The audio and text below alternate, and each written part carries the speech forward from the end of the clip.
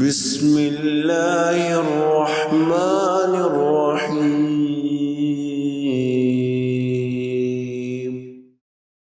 ابو ہریرہ رضی اللہ تعالیٰ عنہ سے روایت ہے کہ نبی اکرم صلی اللہ علیہ وسلم نے فرمایا، جب تم میں سے کوئی کھانا کھا چکے تو اپنی انگلیوں کو چاٹ لے، بے شک وہ نہیں جانتا کہ کھانے کے کون سے حصے میں برکت ہے۔ آپ صلی اللہ علیہ وآلہ وسلم کی فراموش کردہ یا بھلا دی جانے والی سنتوں میں سے ایک سنت یہ بھی ہے کہ کھانا کھانے کے بعد اپنے ہاتھوں کو پونچھنے یا دھونے سے پہلے ان انگلیوں کو چاٹ لیا جائے جن پر کھانا لگا ہے، کیونکہ کچھ پتہ نہیں برکت کھانے کے کون سے حصے میں ہے۔